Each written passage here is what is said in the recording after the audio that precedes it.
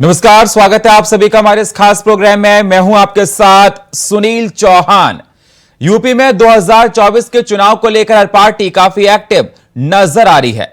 जनता पर पकड़ बनाने के लिए बीजेपी, सपा, बसपा सभी पार्टियों ने अभी से कमर कसना शुरू कर दिया है। अपने पाले में वोट पाने के लिए हर वो कसरत की जा रही है जिससे जनता का दिल जीता जा सके। बीजेपी ने मंडल कमंडल की राजनीति पर जोर दिया है।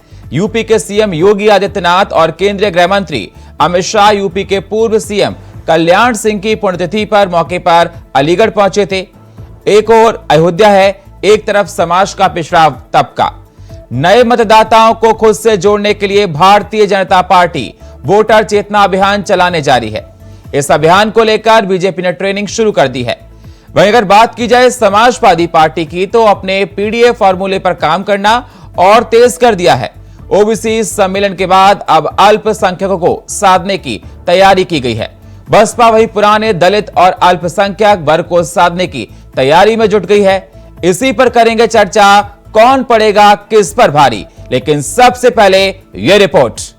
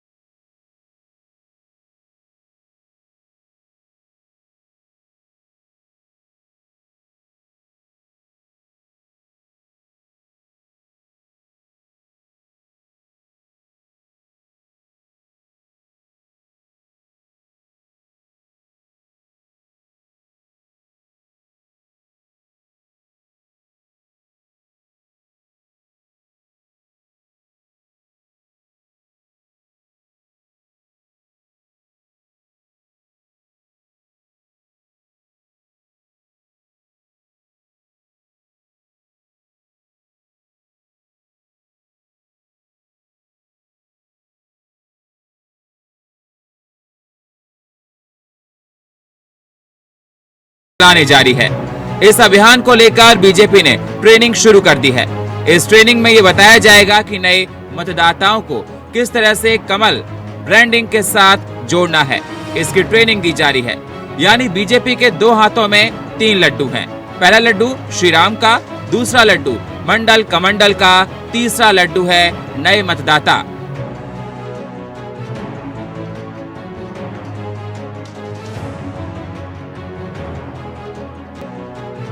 अब बात साइकिल की, यानी सपा की, जो पीडीए गठबंधन के फॉर्मूले की तैयारी में है। यानी कोशिश होगी कि अल्पसंख्यक वर्ग के लिए पहले ओबीसी सम्मेलन आयोजित हुआ। आयोजन ऐसा हुआ कि स्वामी प्रसाद मौर्य पर किसी ने जूता फेंक दिया। अब समाजवादी पार्टी ने अपने पीडीए फॉर्मूले पर काम करना और तेज कर दिया है। ओबीसी सम्मेलन के बाद अब अल्पसंख्यकों को साधने की तैयारी की गई है। लखनऊ सपा दफ्तर में अल्पसंख्यक सम्मेलन का आयोजन हो रहा है। कोशिश अल्पसंख्यक और दलित वर्ग को साथ जोड़ने की।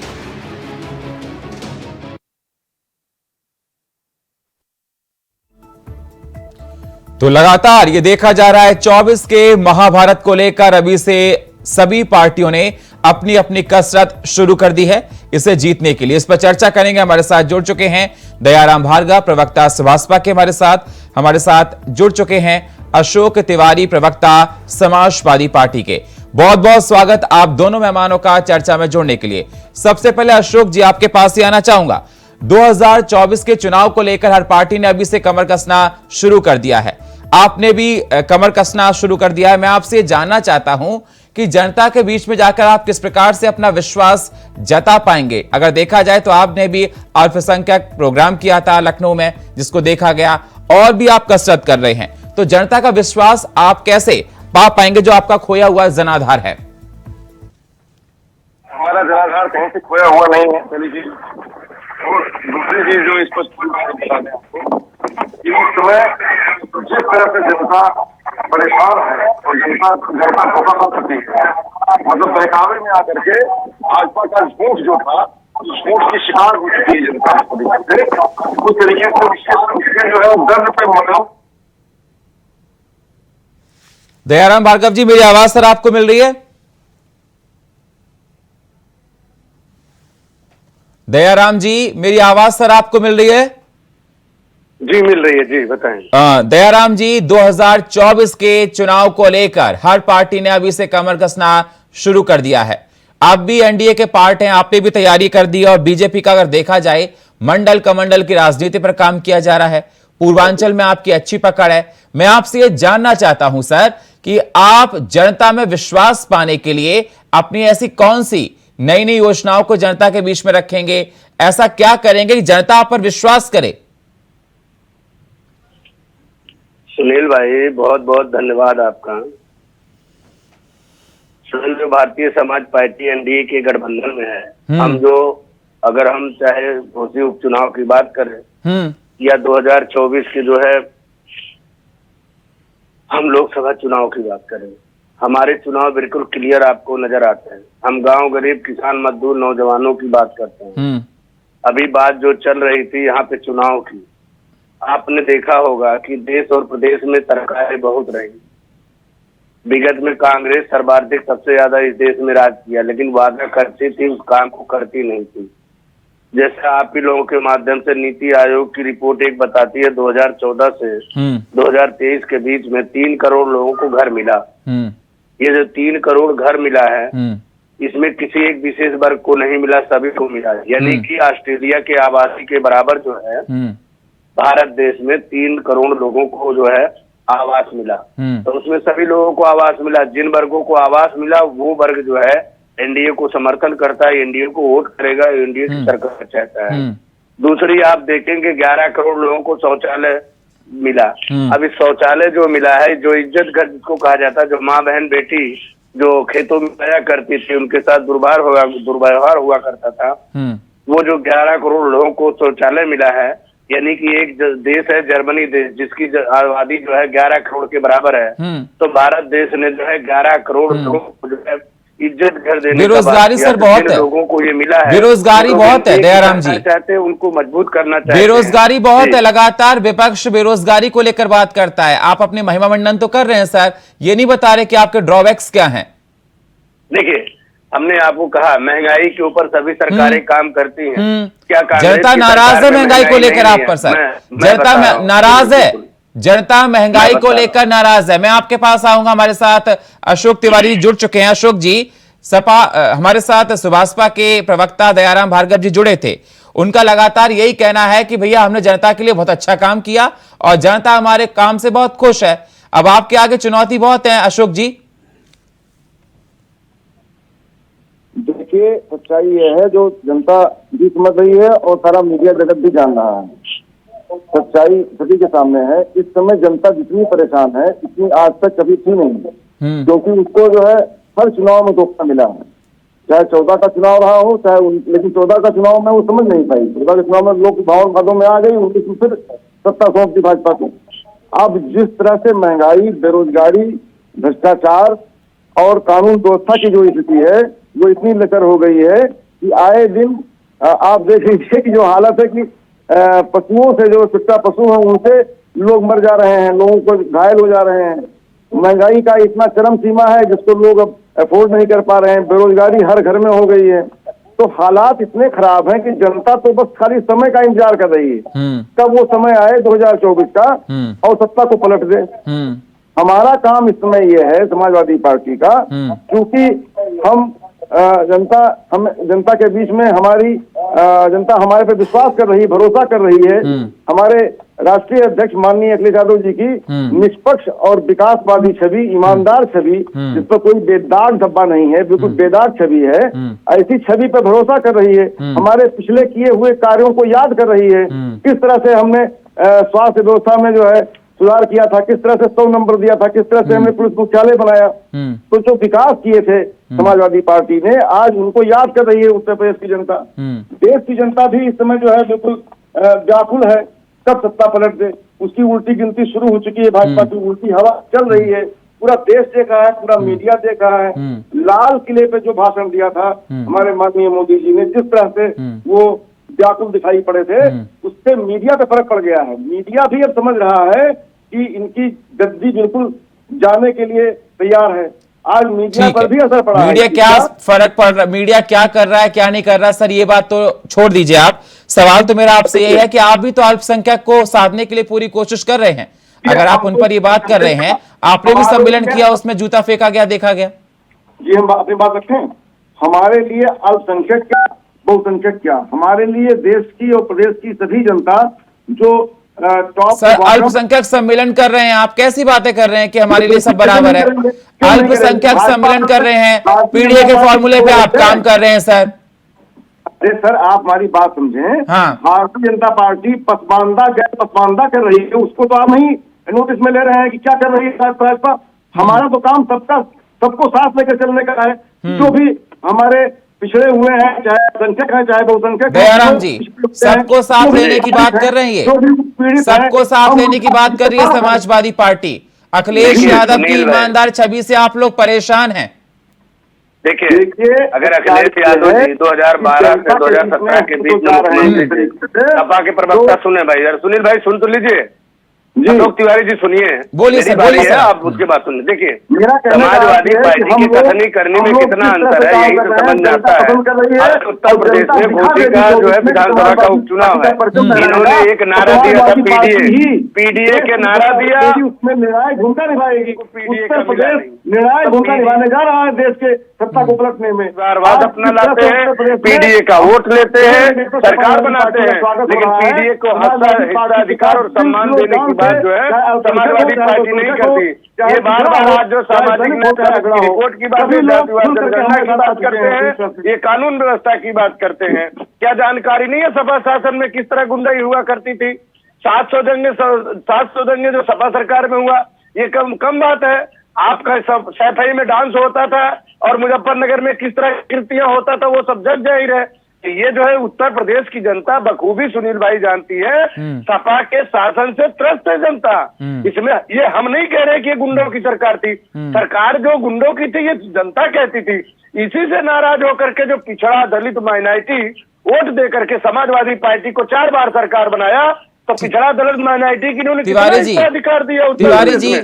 तिवारी जी सुबह हमारे साथ दयाराम जी, उनका ये कहना है कि जनता आपसे नाराज होगी, सैफी की जनता आपसे सैफई की नाराज होगी। कब से डांस शुरू होंगे, वो डांस फंक्शन कब से स्टार्ट होंगे सर? जनता नाराज है, फंक्शंस होते थे।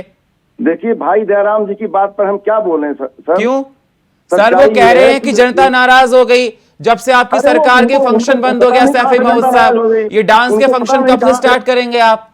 क्या बोले?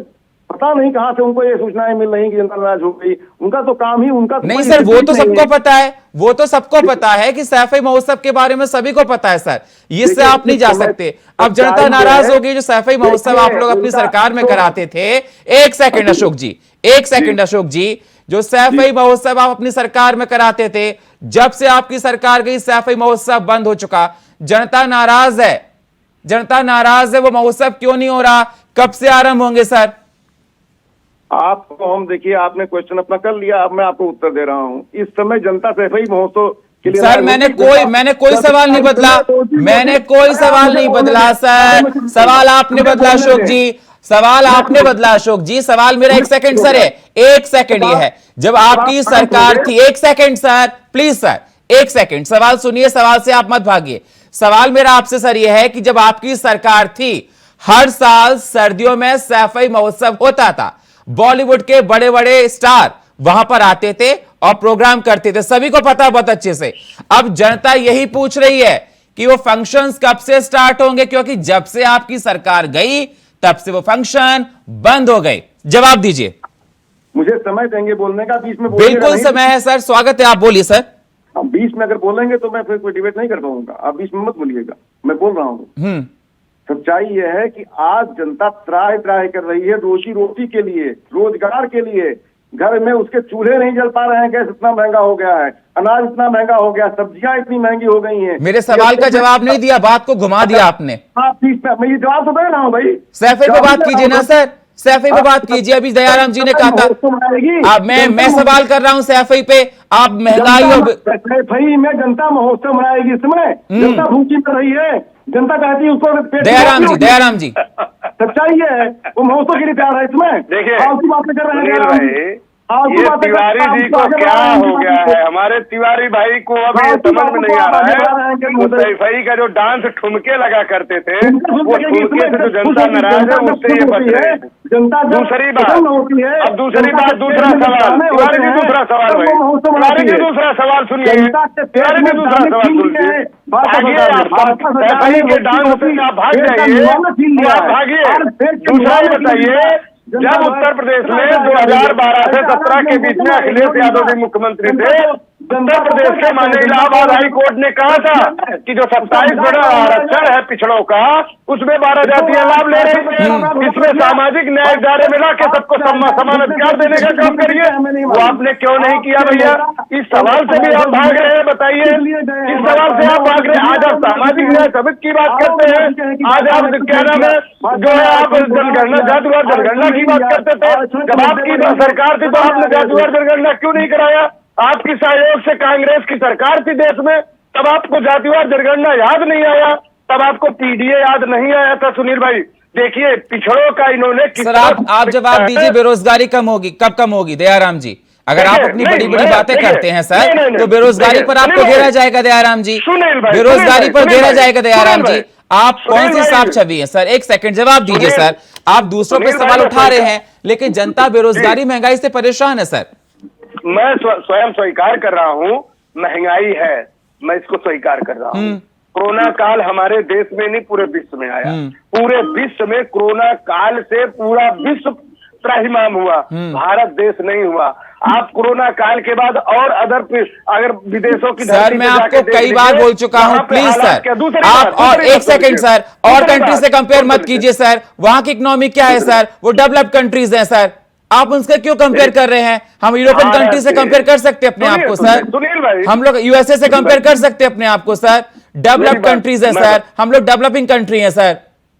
देखिए सुनील भाई, हाँ। महंगाई पे मोदी सरकार काम कर रही है, हाँ। बेरोजगारी नौकरियों पे काम कर रही है। ठीक है, मेरे साथ सर्वाधिक इस देश में कांग्रेस ने राज किया, कांग्रेस ने अपनी नाकामियों को छिपाने का काम किया, उसी के आंचल में समाजवादी पार्टी प्रदीप जी मेरे साथ जुड़ चुके हैं, लेकिन साफ जो है इस पे जवाब देने का काम समाजवादी पार्टी कांग्रेस मैं आऊं अभी। अब ठीक है सर, प्रदीप भटनागर जी हमारे साथ जुड़ चुके हैं। स्वागत है प्रदीप जी हमारे साथ जुड़ने के लिए, थोड़ा लेट हो गए आप। प्रदीप जी सवाल मेरा आपसे है कि 24 के चुनाव को लेकर हर पार्टी ने अभी से अपनी कसरत स्टार्ट कर दी है, चाहे बीजेपी हो, चाहे समाजवादी पार्टी हो, चाहे बसपा हो। और बीजेपी मंडल कमंडल की राजनीति पर कर रही है, नए वोटर्स को साधने की पूरी कोशिश कर रही है, और भी ऐसे तमाम अपने प्रोग्राम चला रही है जिससे जनता के बीच में अपनी छाप को छोड़ा जा सके। सवाल मेरा आपसे यह है कि जनता में विश्वास आप कैसे अर्जित करेंगे? और आप थोड़ा लेट आए तो इसमें मैं ऐड भी कर दूं, हमारे साथ समाजवादी पार्टी के प्रवक्ता थे, उनका कहना है कि आप लोग डरे हुए हो। अखिलेश यादव की ईमानदार छवि से बीजेपी डरी हुई है, कहीं ना कहीं घबराई हुई है, और जनता इंतजार कर रही है 2024 के चुनाव को लेकर। जैसी चुनाव आएगा आपको उखाड़ फेंक दिया जाएगा। हेलो, कनेक्शन जरा जोड़ दीजिए इसका वीडियो वाला। सुनील भाई जी, आपने बड़े अच्छे सवाल करे। अभी भार्गव साहब ने भी आपने सवाल करा कि इकोनॉमी के ऊपर कि देश विकसित और अविकसित। सुनील जी याद है आपको कि जब एक बहुत बड़ी सरकार जो कहती है कि हमने आजादी दिलाई, मेरी आवाज और हम यूएनओ और आगे यूएन के आगे ऐसे हथेली में हाथ करके इंजेक्शन मांगा करते थे पोलियो के, गरीबी दिखा के गेहूं चावल दाल मांगा करते थे विदेश से, वो नहीं भूलना चाहिए हमारे को। आपकी ये पावर है सुनील जी भारत की कि आपने 3 वर्ष भारतीय नागरिकों को 80 करोड़ नागरिकों को आपने भोजन दिया 3 वर्ष। ये आपकी मजबूती है, इकोनॉमी मजबूती है आपकी, जो आपने सवाल करा। आपको याद दिला दूं कि अमेरिका में जब ओबामा जी सरकार थे तो दिवालिया हो गया था अमेरिका भी, हमारे देश के अंदर ना रोजगार मांगने के लिए आया था। पूरे विश्व की कंट्रियां हिल गई, आज तक ऐसी कंट्री नहीं बनी अभी तक जिसने अपने नागरिकों को बैठा के खिलाया हो, और आपने 3 वर्ष से अधिक अपने नागरिकों को बैठा के खिलाया आप। तो ये उपलब्धि भारत की आपने और हमारे हुई है। ये सभी जानते हैं कि देश क्या कर रहा है। अब मैं आता हूँ आपकी सुनिए, बेरोजगार भाई, बेरोजगारी की बात। देखिए, बेरोजगारी की अगर आप बात करते हैं तो ये तो आपको ही पता है कि बेरोजगारी क्यों है, क्योंकि जनसंख्या अधिक बढ़ती जा रही है। मेरा सवाल सर आपसे ये है कि 2024 के चुनाव को लेकर लगातार सवाल कर रहा है सर, विपक्ष लगातार ये सवाल कर रहा है कि बेरोजगारी महंगाई से जनता आपसे नाराज है। समाजवादी पार्टी के प्रवक्ता साहब का साफ तौर पर कहना है कि जनता आपसे नाराज है। कहते रहो, बिल्कुल। देखिए, समाजवादी पार्टी का राइट तब बनता है बोलने का, समाजवादी पार्टी उत्तर प्रदेश के अंदर इतना अच्छा विकास करके गई हो, इतनी डेवलपिंग देके गई हो, इतना रोजगार छोड़ के गई हो कि जो सरकार दूसरी आई उसने कुछ नहीं करा। सर वो तो ये कह रहे हैं कि जनता हमारे विकास को काम को इंतजार कर रही है सर। आपके सारे सवालों का जवाब दूंगा। देखिए, ये वही समाजवादी पार्टी के लोग हैं जो उत्तर प्रदेश का बंटा धार करके गए। ये वही समाजवादी पार्टी के लोग हैं। ये 10 लाख हजार करोड़ का कर्जा उत्तर प्रदेश पावर कॉर्पोरेशन का छोड़ के गई है। ये लोग वही हैं जो रिवर हाइट बनाते हैं, पैसा खा जाते हैं। ये वही लोग हैं जो गरीबों के अंदर साइकिल ट्रैक बनाएंगे जिले के अंदर, हर जिले में, प्रदेश के हर जिलों में इन्होंने 1100 करोड़ रुपए का ट्रैक बनाया जो किसी काम का नहीं है, उन्हें हटाना पड़ा क्योंकि केवल एक अपने चुनाव चिन्ह के लिए, जीतने के लिए। अब इनकी प्रदेश की जनता ने इन्हें क्यों नकार दिया, अब ये कभी उससे बोलते नहीं है। देखिए, आज प्रदेश के अंदर जाइए, आपने कहा ना कि आपको क्यों चुना जाए। देखिए, उत्तर प्रदेश के अंदर अगर भारतीय जनता पार्टी को दोबारा अगर अवसर दिया है, उत्तर प्रदेश के नागरिकों ने दिया है और एक 25 करोड़ नागरिकों ने आदरणीय योगी आदित्यनाथ जी पे विश्वास के पुनः दोबारा सरकार बनाने का अवसर दिया है। अब अवसर क्यों दिया है, बहुत छोटी छोटी चीजें बताता हूँ आपको जल्दी। आपने जिले जितने भी हमारे प्रदेश के पुराने जिले हैं उनके अंदर आपने तो छोटे छोटे काम करे ना, सीवर लाइन बिछाने के, जहां फायर ब्रिगेड की गाड़ी नहीं पहुंच पाती वहां पे आपने फायर ब्रिगेड के पाइपलाइन पहुंचाने के, आपने जिले में जो लाइट का सुधार, जो तार चेंज होने थे, ट्रांसफार्मर चेंज होने थे, उनका काम करा आपने। उन गलियों में आपने काम करा आरसीसी लेंटर का, जहां कभी कोई झांकता नहीं था, आपने वो काम करा। मंडल कितना काम आएगा सर? सर मैं पूरा मंडल कितना काम आएगा सर? सुनील जी, आपने कहा विश्वास की बात, आपने जमीनी स्तर पे क्या काम किया प्रदेश के नागरिकों के लिए? जवाब दीजिए अशोक जी जल्दी से। यहाँ तो सफाई डांस नहीं चला, यहाँ मुजफ्फरनगर दंगे दोबारा तो नहीं हुए, यहाँ दोबारा जो है लोनी दंगे तो नहीं हुए, आजमगढ़ दंगे तो नहीं हुए, लखनऊ दंगे तो नहीं हुए। आज बताइए, आज अगर ये उन्होंने काम अगर विकास किया होता और उन्होंने इतना अच्छा विकास, तो आज उत्तर प्रदेश कहाँ होता? खजाने भरे होते तो कितना विकास हुआ होता इस देश के अंदर। और इस प्रदेश के अंदर इतनी जनता रहती है, इतनी संख्या है कि किसी प्रदेश के अंदर नहीं है। लेकिन सर समाजवादी पार्टी यही तो कह रही है, बसपा भी यही कहती है, कांग्रेस भी यही कहती है कि आपने बंटाधार कर दिया देश का, आपने बंटाधार कर दिया प्रदेश का। मैं बताता हूँ, आपने कहा मंडल का मंडल साहब, अभी नगर निगम और पंचायत चुनाव भी खत्म हुए हैं, रिपोर्ट कार्ड उठा के देख लीजिए किसका क्या है। ठीक है सर, लेकिन सर लोकल बॉडीज के देखिए सर, ठीक है सर, तो सब भारतीय जनता पार्टी के पास है। लोकल बॉडीज के इलेक्शन में सर ऐसा होता है ना, जनता जो वोट देती है उसके मुद्दे अलग होते हैं, विधानसभा में मुद्दे अलग होते हैं और लोकसभा में अलग होते हैं। सर समय मुझे इतनी इजाजत दे रहा है, बहुत बहुत शुक्रिया मेरे साथ जुड़ने के लिए। आप सभी मेहमानों का, प्रदीप भटनागर जी आपका, दयाराम जी आपका, अशोक जी आपका बहुत बहुत शुक्रिया। लेकिन सवाल इस बात का बना हुआ है, 2024 के चुनाव को लेकर हर पार्टी ने अपनी कसरत शुरू कर दी है। जनता किसके वादे पर भरोसा करेगी ये तो आने वाला वक्त ही बताएगा, लेकिन जनता को खुश करने के लिए हर पार्टी सारे जतन कर रही है। और फिलहाल हमारे इस खास प्रोग्राम में इतना ही। बाकी खबरों के लिए आप बने रहिए इंडिया वॉइस के साथ। तब तक के लिए नमस्कार।